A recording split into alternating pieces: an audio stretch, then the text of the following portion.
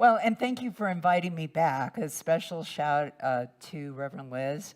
I know you joined me in wishing her a really happy day off. I can tell you, as a minister who spoke every Sunday for years, that when you get that rare Sunday off, you're like, oh my God, this is what people do on Sundays. So I wish her just like the best time. And so I just got back from a trip. I like traveling. I just got back from a trip. And I had originally, my talk title is Spiritual Beings Having a Spiritual Experience. And part of it comes out, and I'm going to say there's a little bit more to it, because when I wrote that talk title for Reverend Liz, I hadn't gone on my trip yet. And so, as we believe in unity, and you guys really believe in unity, and so there's a duality when we say, I am a spiritual being having a human experience. It becomes a duality. But if I'm a spiritual being having a spiritual experience, then it's all good, right? So I want to talk about that. I also want to talk about the practical application of being a spiritual being, how we bless people, how we do that in ways that we wouldn't be able to do it if we weren't aware of our spirituality. Because to me, and that's why I got into this work, truly, I was a avowed atheist in my 20s.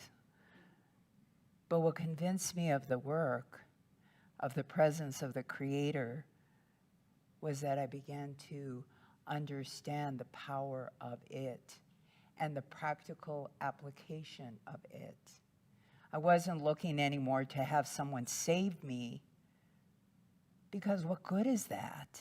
I love that we're about prayer, because what good is it? In the old days, I call them the foxhole prayers, right? So I'd be like, okay, God, just save me this one time. Just, come on, just save me this one time. And then I'd get saved, and I'll change, right? I'll change if you save me this one last time. And so I'd get saved. I wouldn't change. And it was, well, God, you knew who you were dealing with.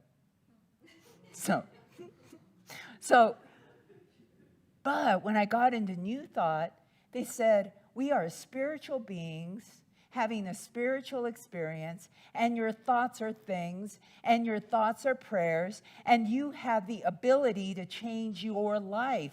The past does not set precedent. And that was such great news to me. Because if the past did not set precedent, I did not have to go through some of the things my family had gone through. I did not have to continue a lineage of misery in some areas.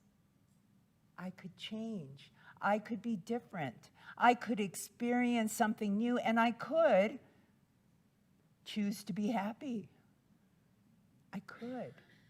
So being a spiritual being, having a spiritual experience, especially right now on our planet, and I just got back from traveling, so I can tell you there's some perceptions of us out there. There are. But having a spiritual being, having a spiritual experience, we do not have to engage in the division and the tribalization. We do not have to engage in some of the tactics that have been put into our earth that appear to allow some people to live in scarcity. We can change lives. We can change our own life, and we can change other lives. And how I got into the blessing, and if I had to rename my talk today, which I will, I'm going to call it The Art of Blessing. And how I got into the work was many years ago, my mother-in-law had been diagnosed with leukemia. So I started going with her to the cancer center in Albuquerque. And so you walk in that building, huge, beautiful, light-filled building. I mean, it's gorgeous. And the staff is really friendly and wonderful. And yet the building was dark. Walk in and I could feel the darkness of the energy because everybody in there had been given a potential death sentence. The patients themselves and their family members, and I know I certainly felt it. So about the second or third time, I went with my mother-in-law. I thought, I'm a woman of God. I am a spiritual woman. There's something I can do about this. And so I sat in the waiting area with my mother-in-law, and I began to silently bless every person in the waiting room because it's all I could do right then. I blessed the receptionists for when they walked in.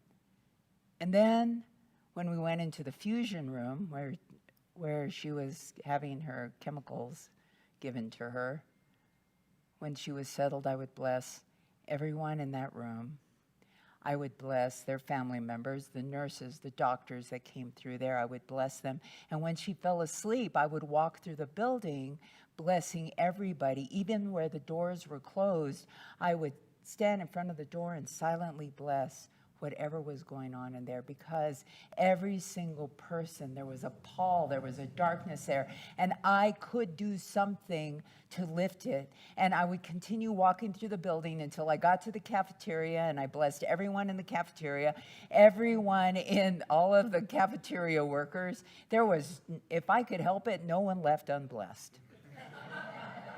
People I saw walking by in the parking lot got blessed. So it began the work of blessing. And so after that, it started becoming a challenge. I thought, because I felt so good and peaceful after I would be done with that work, that I began blessing like cars on the road. My favorite is Costco. And I'll tell you why. Costco, people are coming with those big, huge carts, and they're fast. I think that they oil the little wheels on there. And so they were fast. So I'd be blessing people at Costco, and I would be blessing everybody, whole buildings. If a school bus went by, I blessed the whole bus and knew it went to every kid and the driver. And over time, I encountered a book called The Gentle Art of Blessing by Pierre Prater-Vand. Pierre Prater-Vand. And this is where he began to talk about what we believe. He said, we are spiritual beings, and it matters what you think. He says in his book, on meeting people and talking to them, and we're going to talk a little bit about, it's easy to bless people you like, but how do you bless the ones you don't like? The ones that offend you, the ones you feel insulted by. That's always a challenge for me. So he says, but he starts out and he goes, on meeting people and talking to them, bless them in their health, their work, their joy, their relationship to the universe, themselves, and others. Bless them in their abundance and their finances. Bless them in every conceivable way. For such blessings not only sow seeds of healing, but one day will spring forth as flowers in the waste places of your own life.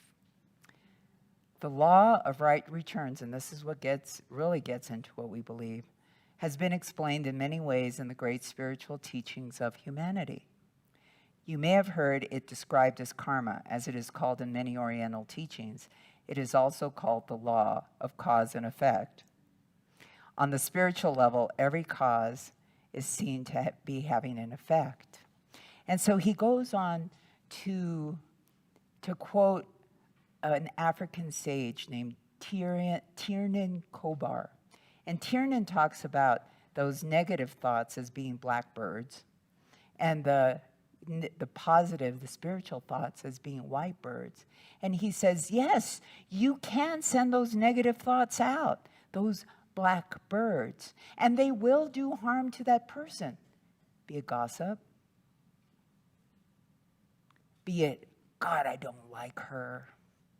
be it the people that trigger something, trigger family. And they'll go out and it'll do the harm that it's intended. But he says the thing about these birds is that they fly around and they come right back and land back at our door. So all of those negative thoughts that we send out, the curses, oh, I can't stand him. I can't stand her. I hate it when she does this. I can't stand that person. But all of those thoughts, why? Because we are the channels by which it's going out. We know this. We're spiritual beings having a spiritual experience. So I know when I send out those dark thoughts, it comes right back and the birds come home to roost. Conversely, the white birds. The white birds are those positive thoughts, the spiritual thoughts. Every time you help somebody, every time that you have that faith that all is well and that somehow this is working for our highest good, those white birds go out and they bless those people and they come home again. And they bless us too. And so he talks about the idea of integrity, of doing it from the idea of integrity. And what we know, it's integrity. And when I speak about integrity, I don't just speak about it in terms of a moral compass.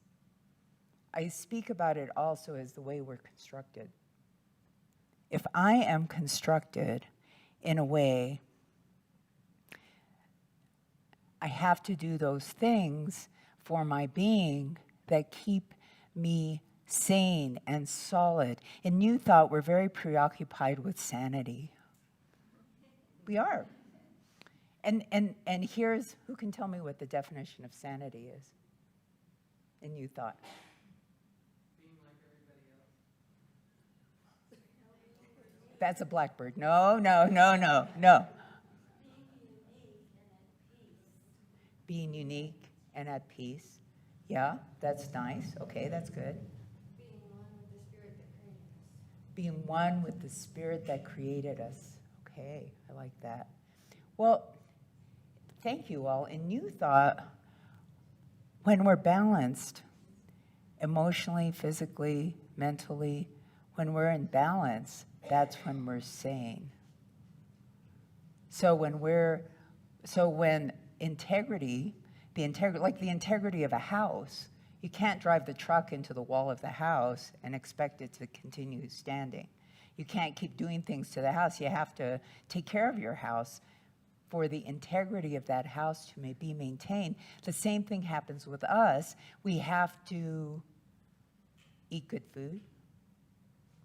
We have to drink plenty of water, do our exercise, think good thoughts. And that's where it gets into the spiritual beings having a spiritual experience. Because if I'm thinking these good thoughts and I'm maintaining the goodness, the integrity of my being, and I like this, the integrity of who I am, because, face it, each of us is here for a reason, just the way we are.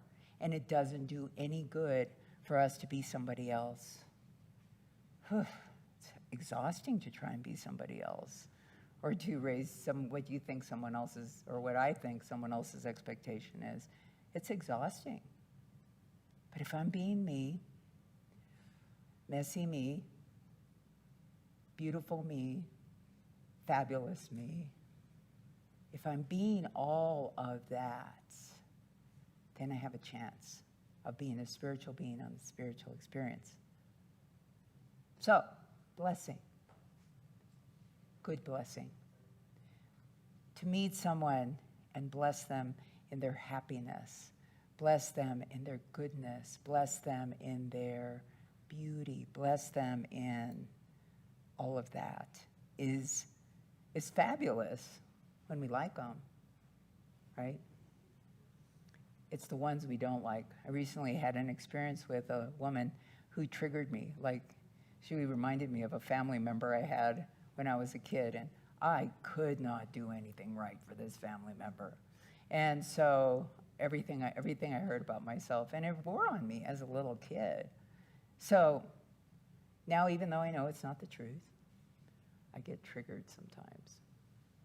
So here comes this woman skipping along, just presenting herself to be my teacher. God bless her. And I'll talk about that kind of blessing in a second.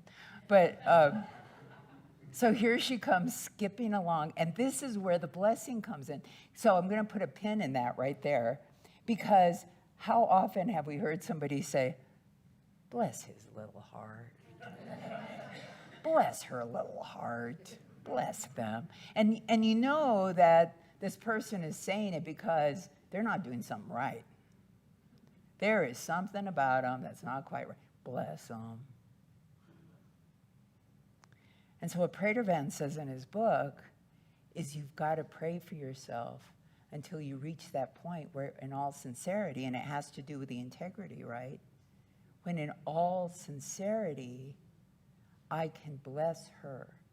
And so why was this person doing what she was doing? Well, she wants to be well thought of. She wants to be the authority on certain things.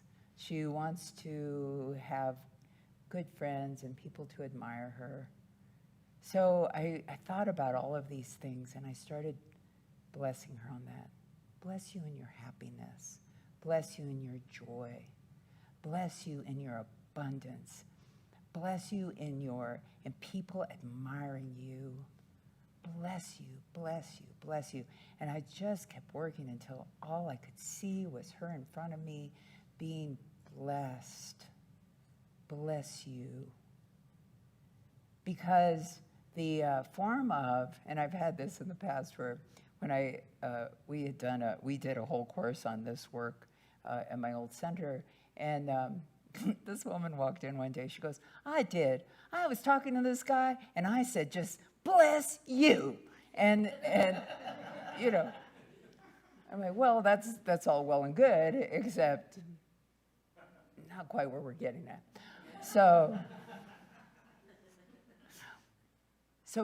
being a spiritual being, having a spiritual experience, even when it doesn't appear to be that great, means that I have faith that all is well, all will be well. And even though I can't see it in the moment, I have to have the faith that this universe that brought me here is looking out for me too. It's actually the opposite of paranoia. That word is called pronoia. Pronoia. It's the belief that the world has my back, that the world is always looking for my best, is always looking for my best experience. So if I'm pronoic, then I am having faith that everything is fine. Even when this little woman trots through my life, right? Even when this woman shows up to be my teacher, even when things appear that break my heart. And there have been things that break my heart.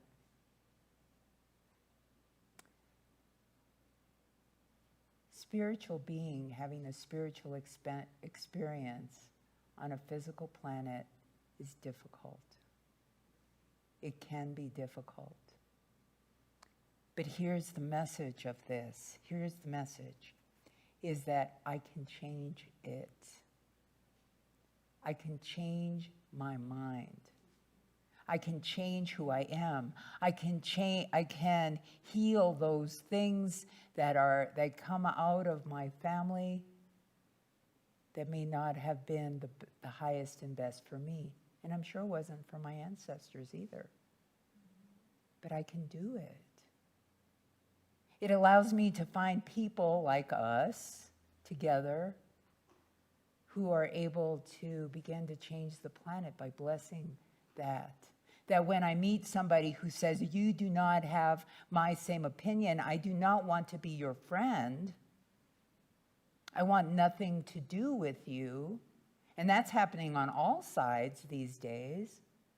I can bless them. I can reach across that divide and bless them in their faith, because there is a world that everybody wants that allows us all to be happy, that allows us all to be joyful, that allows us to feed our children at night and have a home, have clothes, that allow us to have self-esteem, allow us to be the people to actualize, to actually be in the world in a way that allow people to know who we truly are, that they can see us. That's what we're looking for. And that's the beauty of being a spiritual being, having a spiritual experience, is that I can draw on resources that I've never even seen. I can put into prayer those things that I want to draw to me, those people that I want to draw to me. And it begins by blessing. Bless you. Bless you in your happiness. Bless you in your health. Bless you in your joy. It begins there. And sometimes it's the best I can do. I don't have the wherewithal in the moment to go into deep prayer, but that blessing, it gives me, it opens the door so that I can go there. And I can go into that world of prayer, the place that matter gets changed, that place in consciousness where I'm one with the universe and matter gets changed. It can be there that I see that new world. It can be there where I begin to live in that new world.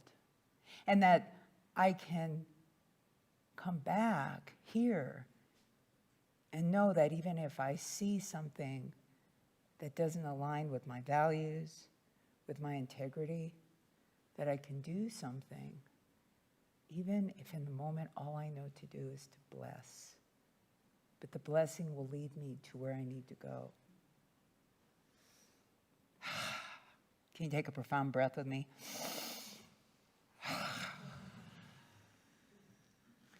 Anyway, so thank you for allowing me to be with you today. I love being here, and I love Reverend Liz. She is so amazing. Talk about a blessing on the planet. That is our Reverend Liz, and I'm so grateful that this community is here because you are a light. You are a light in this world. Namaste.